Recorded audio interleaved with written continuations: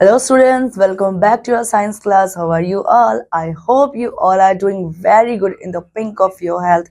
And student, we are here again with a new chapter and we have today chapter number 9. Name of the chapter is Air and Water.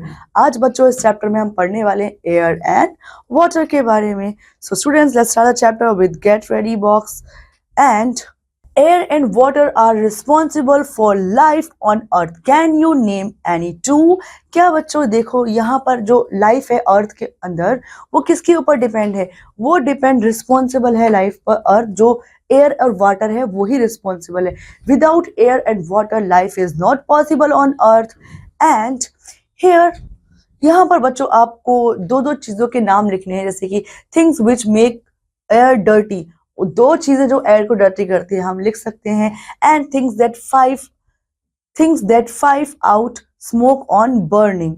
मतलब जो दो things आपको लिखनी है जो burning में help करती हैं, ठीक है, जिनको जलाने से बच्चों क्या निकलता है? गंदा धुआं यानी कि स्मोक निकलता है. Source of surface of water ये भी लिख सकते हो आप. Things into which you can fill air, ऐसी चीजें जिनके अंदर आप एयर भर सकते हो वो भी लिख सकते हो. Things you need water for, और किन किन चीजों के लिए आपको पानी चाहिए ये तो डेफिनेटली लिख सकते हो. And source of surface of water. Source of surface water, surface water के क्या क्या सोर्स होते हैं वो भी बहुत ईजी है बच्चों. ये हमें प्रीवियस चैप्टर में हम अच्छे से इसको कर चुके हैं. सो हम इसको बच्चों अपने आप करेंगे. आई होप आप कर पाएंगे. So let's start the chapter. And here it is. Air is everywhere. Earth's atmosphere is made of air. Air is a mixture of several different gases. Air क्या है बच्चों? हवा हर जगह है. हवा क्या है? मिक्सचर है बहुत सारी गैसेस का. और हमारे अर्थ का जो एटमॉस्फेयर है मेड ऑफ अर्थ एयर, मतलब एयर से भी हमारा अर्थ का एटमॉस्फेयर बना हुआ है. So here constituents of air. So air is a mixture of gases in varying amount. बहुत ज्यादा अमाउंट में जो mixtures of gases है वो क्या है? हमारी air है. It consists of 78% nitrogen, 21% oxygen, argon and other gases to the extent of about 1.0%. Okay, carbon dioxide is another important constituent of the atmosphere which varies in amount from 0.1% to 0.3%. The other gases example sulfur dioxide, nitrogen dioxide, ozone are found in very small quantity. मतलब बच्चों क्या है आप यहाँ पर ये देख पा रहे हैं कि जो एयर है मिक्सचर है गैसेस का. अब उसमें क्या है? 78% नाइट्रोजन है, 21% ऑक्सीजन है, ऑर्गन है और अदर गैसेस जो है एक्सटेंड करती है अबाउट 1.0%. सो बच्चों जो कार्बन डाइऑक्साइड है वो क्या अंदर जो बहुत ज्यादा मात्रा में हमारे एनवायरमेंट में हमारे एटमॉस्फेयर में पाई जाती है वो है. और वो कितनी है बच्चों? जैसे कि वो 0.1% से लेकर के 0.3% से इन सब गैसेस के बाद बच्चों ये वाली हमारी कार्बन डाइऑक्साइड गैस आती है. सो स्टूडेंट्स इसके बाद यहाँ पर हम देख पाते हैं कि जो दूसरी बाकी गैसेस हैं वो जैसे sulphur dioxide, nitrogen dioxide, ozone और और भी जो बहुत सारी गैसेस है वो यहाँ पर बहुत ही स्मॉल क्वांटिटी में पाई जाती हैं. So after that we have. So students during respiration animal and human take in oxygen and give out carbon dioxide and water vapour. मतलब बच्चों जो ह्यूमन है या जो एनिमल है वो क्या करते हैं? अपने अंदर जब ब्रीथ इन करते हैं तो ऑक्सीजन लेता है और जब ब्रीथ आउट करता है तो कार्बन डाइऑक्साइड बाहर निकालता है और उसके साथ वाटर वेपर भी. So atmospheric oxygen has resulted from the photosynthetic activity of the plants. Plants take in carbon dioxide in the presence of sunlight and release oxygen. मतलब जो प्लांट्स है बच्चों क्या करते हैं? हमसे कार्बन डाइऑक्साइड लेते हैं, फोटोसिंथेसिस करते हैं in the presence of sun and वापस हमें क्या देते हैं बच्चों? ऑक्सीजन लौटा करके देते हैं. सो here we can see food chain starts with photosynthesis in which plants utilize carbon dioxide and water in the presence of sunlight to make sugar and starch. और बच्चों जो फूड चेन में क्या है?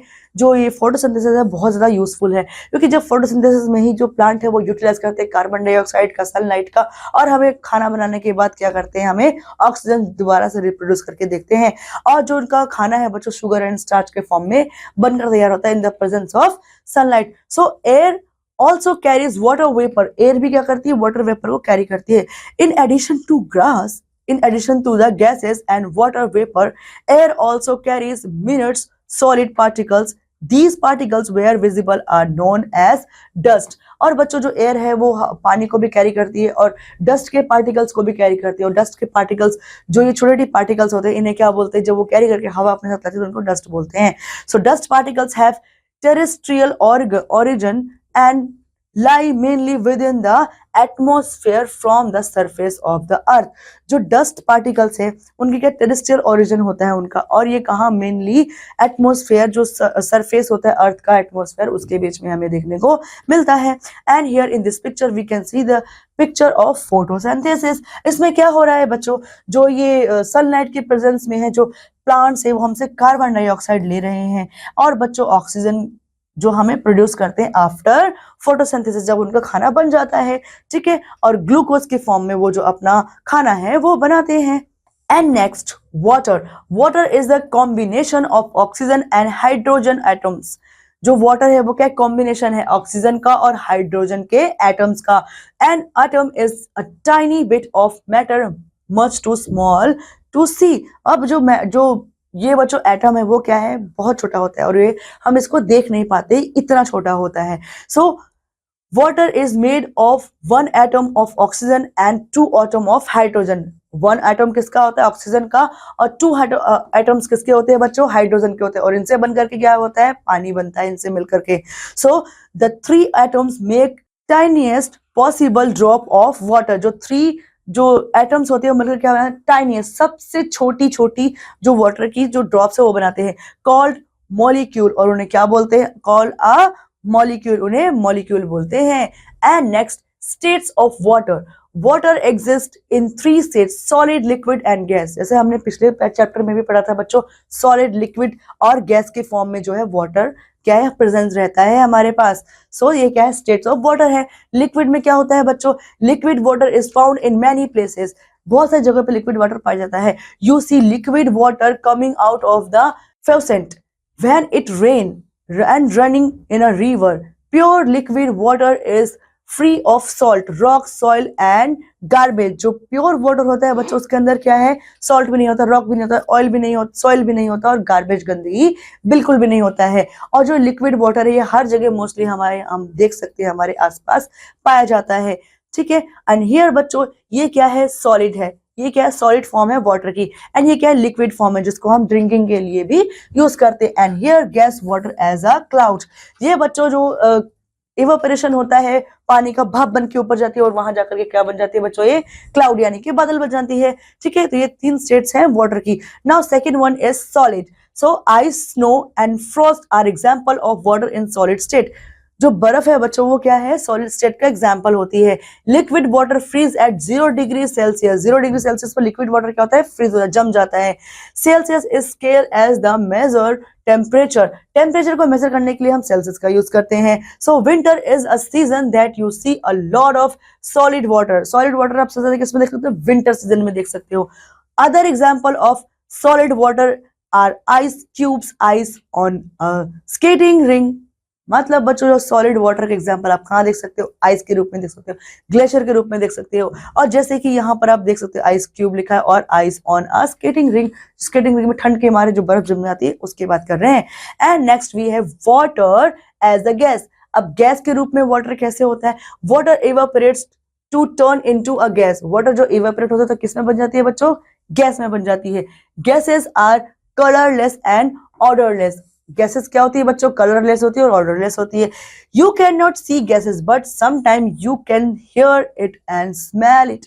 कभी कभी बच्चों आप उसको स्मेल कर सकते हो और सुन सकते हो लेकिन देख बिल्कुल भी नहीं सकते हो हवा को. नाउ वाटर कैन इवेपोरेट और disappear with the help of heat.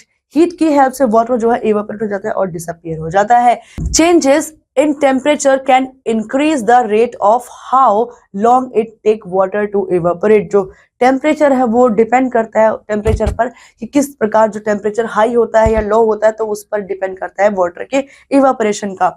Now water can evaporate from soil. Soil से भी पानी इवेपोरेट हो सकता है. It evaporates of wet clothes hanging on a clothes line. मतलब क्लोथ लाइन में यहाँ पे गीले कपड़े हैं, गीली मिट्टी है, गीला कुछ भी है वहां से इवेपोरेट हो सकता है water. So now changes in state, अब स्टेट में चेंज कैसे होता है? There are 3 state of matter in water, water में जैसे हमने 3 स्टेट ऑफ मैटर पढ़ा है, so here there are solid, liquid and gas. We can find out how one changes to another. अब 3 स्टेट ऑफ वाटर है, अब इसमें हम देख सकते सॉलिड, लिक्विड और गैस, उसमें देख सकते हैं कि किस तरीके से चेंजेस जो है चेंज होते हैं वन एक से दूसरे में. ठीक है, now first one is gas to liquid. अब गैस से लिक्विड में कैसे बनता है water? So when a gas changes to a liquid it goes through the process of condensation. जब कोई गैस ठंडी होकर के पानी की अवस्था में जाती है तो उसे क्या बोलते हैं बच्चों? कंडेंसेशन बोलते हैं. This is when the gas cools and loses energy. जब वो गैस, ये तब होता है बच्चों जब वो गैस एनर्जी खो देती है और लूज हो जाती है.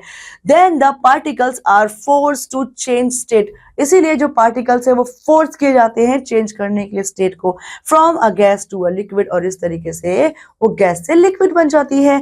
सो बच्चों इस तरीके से जो है गैस जो है वो लिक्विड में कन्वर्ट हो जाती है और बारिश बनके नीचे गिर जाती है. Next, liquid to solid. When a liquid changes to a solid, it goes through the process of freezing. जब बच्चों जो एक लिक्विड है वो चेंज होता है सॉलिड में तो किस प्रोसेस से गुजरता है? फ्रीजिंग के प्रोसेस से वो गुजरता है. This is when a liquid cools below the freezing point and loses energy, then the particles are forced to change state. तब वो जो पार्टिकल्स होते हैं वो फोर्स किए जाते हैं चेंज करने के लिए, from a liquid to a solid, एक लिक्विड से सॉलिड में जाने के लिए. Now next is solid to gas. When a solid changes directly to a gas, जब सॉलिड डायरेक्टली गैस में चेंज होता है तो क्या होता है? It goes through the process of sublimation. जब जो सॉलिड है सॉलिड से डायरेक्ट जब गैस में कन्वर्ट होता है तो उसे क्या बोलते हैं? सब्लिमेशन बोलते हैं इस प्रोसेस को. The particles are force to change state. अब इसमें क्या है? पार्टिकल्स को फोर्स किया जाता है अपनी जो स्टेट है उसको चेंज करने के लिए. Now liquid to gas. अब लिक्विड टू गैस क्या है? So the process in which liquid changes into a gas is called evaporation. Evaporation बोलते हैं ना बच्चों जब हमारे पानी जो है तालाब से या वाटर बॉडी से गर्म होकर के सूरज की गर्मी से वो ऊपर चला जाता है तो क्या हो जाता है? इवेपोरेट हो जाता है, यानी कि लिक्विड से क्या बन जाता है? Gas. So when a liquid gains enough energy it can overcome all of the attracting forces. जब उसमें जो गर्म भाप मिलती, गर्माहट मिलती तो पानी गर्म होकर के पूरी एनर्जी से ऊपर जाने लगता है. Then it changes state from a liquid to a gas, और फिर बच्चों क्या बन जाता है? वो लिक्विड से गैस में कन्वर्ट हो जाता है. Now solid to liquid. अब सॉलिड से लिक्विड में कैसे बनता है?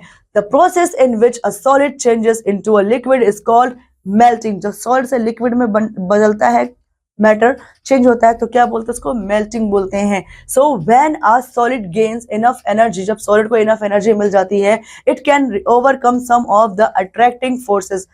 अट्रैक्टिव फोर्सेस के जरिए वो क्या करता है? ओवरकम करता है. देन इट चेंजेस स्टेट, फिर वो स्टेट चेंज करता है from solid to a liquid. Solid से क्या बन जाता है? लिक्विड, यानी कि बर्फ से क्या बन जाता है बच्चों? पानी. Now here gas to solid. When a gas changes directly into a solid without going through the liquid state it is called frost formation. जब बच्चों जो गैस है वो डायरेक्टली चेंज होती है एक सॉलिड में, ठीक है, without going through the liquid state, liquid state में जाए बिना ही, तो उस प्रोसेस को क्या बोलते हैं? First formation. First formation. Okay students, अब बच्चों यहाँ पर आप इस जो ये एक्टिविटी है इसको आप अपने पेरेंट्स के साथ घर में कीजिए और समझिए कि क्या कहना चाहते हैं, ठीक है, किस तरीके से वाटर यहाँ पर प्रेजेंस है. So now next is water cycle. So the water cycle or hydrologic cycle is a continuous cycle when water evaporates, travels into the air and becomes part of a cloud, falls down to earth as a precipitation and then evaporates again. मतलब बच्चों जो water cycle है वो क्या है? वो continuously चलने वाला, कभी ना खत्म होने वाला साइकिल है. मतलब पानी गर्म होता है, ऊपर जाता है, भाप बनता है, फिर ठंडा होता है, फिर क्या बारिश बन जाता है. ये प्रोसेस लगातार चलते रहता है. So this repeats again and again and never ending cycle. कभी भी एंड नहीं होता, रिपीट करता again and again. Plants also lose water to the air. जो प्लांट्स है वो भी वाटर को लूज कर देते हैं एयर में, ठीक है. दिस इज कॉल्ड ट्रांसपीरेशन, और इसे क्या बोलते हैं बच्चों? ट्रांसपीरेशन बोलते हैं। Water keeps moving and changing from a solid to a liquid to a gas over and over again, मतलब बार बार इसी तरीके से गैस से लिक्विड में, लिक्विड से भाप में, भाप से गैस में, और गैस से सॉलिड में, मतलब इस तरीके से जो है ये तीनों स्टेट्स में बार बार कन्वर्ट होता रहता है, कन्वर्ट होता रहता है और चेंज होता रहता है। And next here, precipitation creates run off that travel over the ground surface and helps to fill lakes and rivers। अब precipitation क्या करता है? क्रिएट करता है run off the travel of ground surface। अब बच्चों वो क्या करता है? इसमें लेक्स को फिल और रिवर को फिल करने में हेल्प करता है प्रेसिपिटेशन। इसमें क्या होता है बच्चों?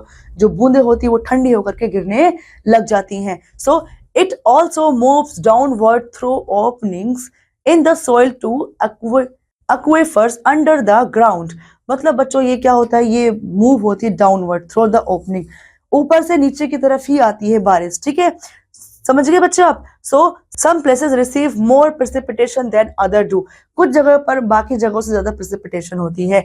सो these areas are usually close to oceans और large bodies of water that allow more water to evaporate and come and form clouds. मतलब बच्चों ये जो ज्यादा होती है रेन, कहाँ होती है? बहुत बड़ी बड़ी जो वाटर बॉडीज है उनके आसपास होती है, जिसमें क्या वो अलाउ करती है बहुत सारी वाटर को इवापोरेट होने के लिए और कंडेंसेट होकर बारिश बनने के लिए।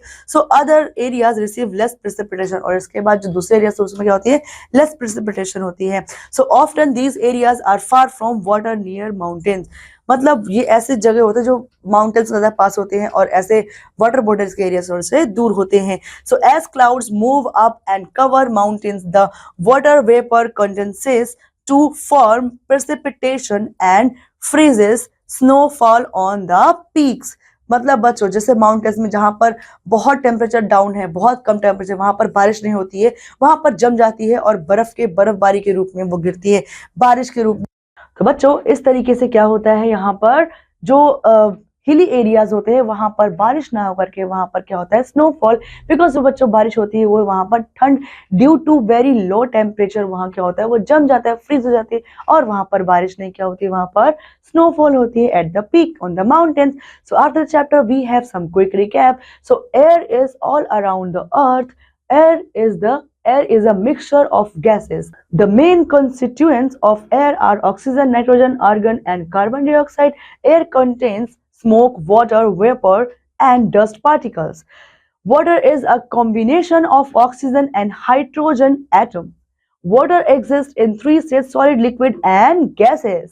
So the water cycle is also known as hydrologic cycle. ठीक है बच्चों? So students, I hope you enjoyed and understood the chapter very well. And students, I'll see you in the next class. Till then, take care, study hard. Bye bye.